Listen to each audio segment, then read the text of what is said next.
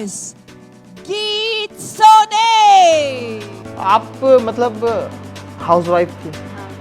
उसके बाद फिर ये सब कहाँ से मन में आया कि गए। लेकिन मैंने सोचा कि पढ़ाई तो कर ही सकते हैं, तो प्राइवेट में ही मैंने बहुत सारी डिग्रियां इकट्ठा करी हैं। अच्छा मैनेज कैसे करती हैं? मतलब घर का भी आपको काम है, उसके बाद ये सारे भी चीज़ें, तो मैनेज कैसे होता है? मैंने अधिकतर महिलाओं से मिला तो उनको लगता है कि हाउस वाइफ मतलब अब आगे कुछ और नहीं कर सकते हैं। जब मेरी शादी हुई तब मैंने 12th पास किया था, फिर मेरी बेटी हो गई। विशाल सोन सर दंतेवाड़ा में डीएसपी हैं और भिलाई वाले बहुत अच्छे से जानते हैं। हम इस स्टेट से किसी और स्टेट में जाएं और जब हम बताएं कहाँ से आए, छत्तीसगढ़ से, आदमी का दिमाग सीधे जाता है नक्सलिज्म। जो मेरी साथ की महिलाएं हैं उनके लिए मैं बहुत कुछ करना चाहती हूँ और मुझे यकीन है कि मैं करती रहूँगी। किसी फिल्म का एक गाना था कि हाय राम कुड़ियों का है ज़माना। उस फिल्म में इस गाने को लड़कियों के का दिल रखने के लिए ले लिया होगा, लिखा गया होगा, लेकिन वाकई में आज के दौर में कुड़ियों का ज़माना जब देखा जाता है और लड़कियों को आगे बढ़ते जब देखा जाता है तो लगता है कि वाकई काफ़ी कुछ बदल रहा है। और जाहिर सी बात है कि जिस समाज में महिलाएं आगे बढ़ रही हों उस समाज की तरक्की भी होती है, उस देश की भी तरक्की होती है। और ऐसे ही तरक्की भरी कहानियों किस्सों के साथ हम तो आते रहते हैं। आज एक हकीकत के साथ भी आए हैं जो हमारे सामने बैठी हुई हैं। गीत सोन इनका नाम है और इन्होंने मिसेस इंडिया क्लासिक, उसमें 2 कैटेगरी होती है ये खुद बताएंगे, लेकिन मिसेस इंडिया क्लासिक जयपुर में ये आयोजन हुआ था जिसमें मैम ने हिस्सा लिया और आज सर पे जो ताज है उस ताज से आप अंदाज़ा लगा सकते हैं कि वो किस मुकाम से भिलाई का नाम रोशन करके यहाँ पहुँची हैं। जो भी बातचीत रहेगी इन्हीं से करेंगे। मैम सबसे पहले तो शुक्रिया, आपका वक्त दिया आपने। और पहले तो ये बता दीजिए कि जो मिसेस इंडिया क्लासिक है इसमें क्या कुछ था, क्योंकि अमूमन लोग जानते नहीं हैं। हाँ, तो ये जो मिसेस इंडिया क्लासिक और मिसेस इंडिया, इसमें 2 कैटेगरी होती हैं। एक 40 से लेके 55 तक की महिलाएं आती हैं एज की, और दूसरी जो कैटेगरी होती है 25 से 39 तक की महिलाएं आती हैं। 2 कैटेगरी में 2-2 विनर को निकाला जाता है, फर्स्ट और सेकंड रनर अप। इस टाइप से होते, तो 4 विनर इस तरह से बने। आप मतलब हाउसवाइफ थी। हाँ।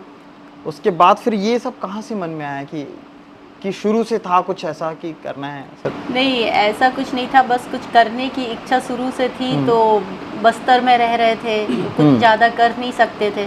फिर भी मैंने 12th पास करके मेरी शादी हो गई थी पुलिस ऑफिसर से, तो बस्तर आ गई। अब बस्तर में विशाल सोन सर, हाँ, विशाल सोन सर दंतेवाड़ा में डीएसपी हैं और भिलाई वाले बहुत अच्छे से जानते हैं। तो शादी के बाद ज़्यादा कुछ करने का था नहीं, बच्चे हो गए। लेकिन मैंने सोचा कि पढ़ाई तो कर ही सकते हैं, तो प्राइवेट में ही मैंने बहुत सारी डिग्रियां इकट्ठा करी हैं। और इस तरह फिर मेरी बिटिया जो कि फैशन डिज़ाइनिंग के लिए मुझे प्रेरित करी, और उन्होंने ही मॉडलिंग के लिए भी प्रेरित किया, क्योंकि वो खुद एक बहुत अच्छी मॉडल है और अभी वर्तमान में वो MBBS कर रही हैं। इस साल उनका लास्ट ईयर है, तो उनकी प्रेरणा से ही मैं आगे बढ़ी। आप जैसे बाहर और लेडीज़ लोग को देखती होंगी, उन लोग का ये रहता है कि मतलब हाउस वाइफ, मतलब आज की डेट में आप समझ रहे हैं हाउस वाइफ बोल देना मतलब उनको लगता है सिर्फ घर पे सारी चीज़ें। तो इस चीज़ से, इस विचार से बहुत सारी चीज़ें खुलनी चाहिए। ऐसा लगता है कि जैसे आप भी शादी के बाद, उसके बाद एज अ हाउस वाइफ, उसके बाद आपने इस सारी चीज़ों को सोचा कि नहीं इसको करना चाहिए, रहते रहते मैं डिग्री हासिल की और उसके बाद फिर इस अचीव किया ये सब चीज़। तो बाकी महिलाओं के लिए भी ये सब सारी चीज़ें इतनी ही आसान हो सकती हैं या उनके थॉट्स पे है, डिपेंड करता है? क्या लगता है आपको? मैंने अधिकतर महिलाओं से मिला तो उनको लगता है कि हाउस वाइफ मतलब अब आगे कुछ और नहीं कर सकते हैं। लेकिन मैं चाहती हूँ महिलाएं अपने आप को समझें और सीखें कि वो जो चाहे वो पा सकती हैं। हाउस वाइफ एक बहुत बड़ी जिम्मेदारी है महिलाओं के लिए। वो आगे बढ़ती हैं, अपने घर को संभालती है। मैंने भी बहुत जिम्मेदारियों से अपने घर को संभाला, सजाया और अपनी जिम्मेदारियों को अधिकतर पूरा कर चुकी हूँ मैं। इसके बाद मैंने काम करना शुरू किया। तो तो मुझ में बहुत आत्मविश्वास है, शुरू से ही था। मैं बहुत कुछ करना चाहती थी, लेकिन घर की ज़िम्मेदारियों के कारण नहीं कर सकी। लेकिन मैं वो खुशियों से उन ज़िम्मेदारियों को पूरा करते हुए आज आगे बढ़ रही हूँ और काम कर रही हूँ। मुझे नहीं लगता उम्र कोई सीमा है, वह तो एक नंबर है बस। अच्छा, मैनेज कैसे करती हैं? मतलब घर का भी आपको काम है, उसके बाद ये सारे भी चीज़ें हैं, तो मैनेज कैसे होता है? जी देखिए, मेरा पूरा परिवार मेरा सहयोग करता है और हम लोग हमेशा एक दूसरे के सपने को पूरा करने के लिए एक टीम वर्क की तरह काम करते हैं। तो भगवान की कृपा है कि मुझे इतना अच्छा परिवार मिला जिन्होंने मेरा सहयोग किया और मुझे आगे बढ़ने के लिए हमेशा प्रेरित करते रहे। इस तरह से मैं आगे बढ़ती हूँ और अपनी जिम्मेदारियों को बहुत अच्छे से निभाती हूँ। हाँ, समाज में ना एक बहुत बड़ी चीज़ है कि जब लड़का खोजा जाता है तो सरकारी नौकरी वाला खोजा जाता है। तो सरकारी नौकरी वाला लड़का क्यों खोजते हैं? ताकि वो टैग जो है ना उनकी बेटी के साथ जब वो ब्याही जाए तो वो लग सके। यहाँ पे मैं ऐसे भी शुरुआत कर सकता था कि दंतेवाड़ा के डीएसपी विशाल सोन की वाइफ हमारे साथ हैं, लेकिन इन्होंने जो अचीव किया उसके ज़रिए इन्होंने अपनी अलग पहचान बनाई। हर महिलाएं जो इस वीडियो को देख रही होंगी, हर वो लड़की जो इस वीडियो को देख रही होगी, उन्हें अपनी एक अलग पहचान बनानी चाहिए। वो किसी के पहचान की मोहताज ना हो। ऐसा ये बुरी बात नहीं है कि वो अपने पति के नाम से जाने जाए, लेकिन उसके बावजूद भी किसी ऐसे पहचान की मोहताज नहीं कि उनको लगे कि नहीं यार वो तो इनकी वाइफ हैं, ये तो फलाने की, ऐसा बोलते हैं, अमूमन ऐसा यूज़ किया जाता है। तो ये सारी चीज़ें थी। मैम, वहाँ पे जो टाइम स्पेंड हो रहा था, कुछ क्वेश्चन आंसर वाले भी राउंड होते हैं क्या? क्या क्या होता है, थोड़ा सा बताएंगे क्या डिटेल से? देखिए 10 दिनों की प्रैक्टिस होती है वहाँ। 10 दिन के लिए आपको बुलाया जाता है और वहाँ से शुरुआत होती है। पहले दिन आपको बुलाते हैं, फिर आपका इंट्रोडक्शन लिया जाता है, आप कहाँ से आए हो। तो मैंने भी अपना इंट्रोडक्शन बहुत शालीनता से दिया कि मैं बस्तर ज़िले से हूँ, एक गृहिणी हूँ। सबको बहुत पसंद आया मेरा इंट्रोडक्शन। उसके बाद आपसे कुछ सवाल पूछे जाते हैं, उन सवालों का जवाब भी मैंने दिया। ऐसे रोज़ कुछ ना कुछ आपके साथ नए नए प्रैक्टिस किए जाती हैं। इस प्रैक्टिस के साथ मैंने हमेशा अपना एक स्तर बनाए रखा और उस पे मैं अच्छे से निभाते हुए चलती रही। और लास्ट में जब क्वेश्चन आंसर राउंड हुआ तो मैंने उन क्वेश्चन का आंसर बहुत शालीनता से दिया और सब लोगों को मेरा आंसर बहुत पसंद आया। कितनी महिलाएं थी, कितने लोगों ने पार्टिसिपेट किया था इसमें? टोटल 22 करीबन महिलाएं थी उसमें। 22। तो सब अलग अलग क्षेत्र, अलग अलग स्टेट से आई थी। बहुत सारे अलग अलग स्टेट से आई थी। कोई तो बाहर से विदेश से भी आई थी, दुबई से भी आई थी और सब ने बढ़ चढ़ कर हिस्सा लिया।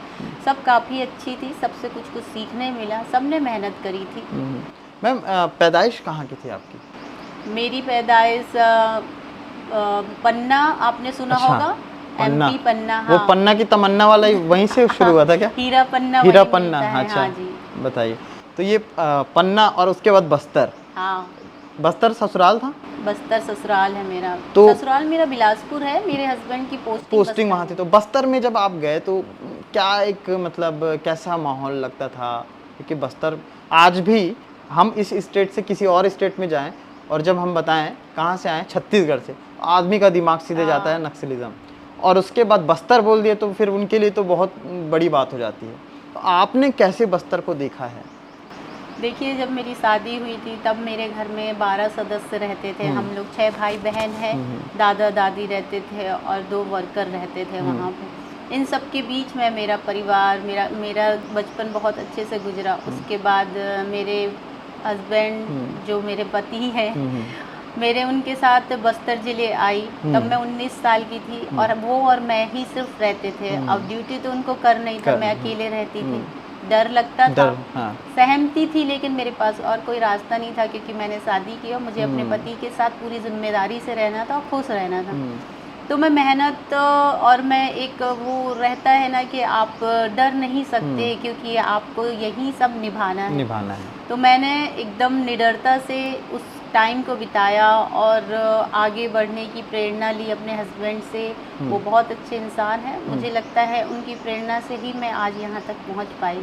आपने घर पे रहते हुए प्राइवेट में इतनी सारी डिग्रियाँ ली, कौन कौन सी डिग्रियाँ आप गिना रही थी? शायद कुछ गिना सके तो हमें। अभी बिल्कुल बताऊंगी। मैं आपको बताना चाहूँगी, खुशी होगी मुझे उससे। जब मेरी शादी हुई तब मैंने 12th पास किया था। फिर मेरी बेटी हो गई। फिर जब वो 3 साल की हुई तो मुझे ऐसा लगा कि नहीं, मुझे अपने बच्चों के लिए पढ़ना चाहिए, पढ़ाई करना चाहिए। तो बाहर निकल के तो आप कुछ कर नहीं सकते नहीं। थे, तो मैंने प्राइवेट फॉर्म भरा, मैंने बीए किया, 3 साल बीए करने के बाद फिर मुझे लगा मुझे एमए करना है, मैंने एमए भी किया। फिर उसके बाद मैंने बीएड किया, एमएड किया, फिर मेरा छोटा बेटा आया तो मैंने गैप कर दिया। फिर मैंने शुरू की पढ़ाई, मतलब मैं रुकी ही नहीं, हमेशा पीएचडी वगैरह सब एकदम। हाँ, बीएड के बाद मैंने डबल एमए भी किया।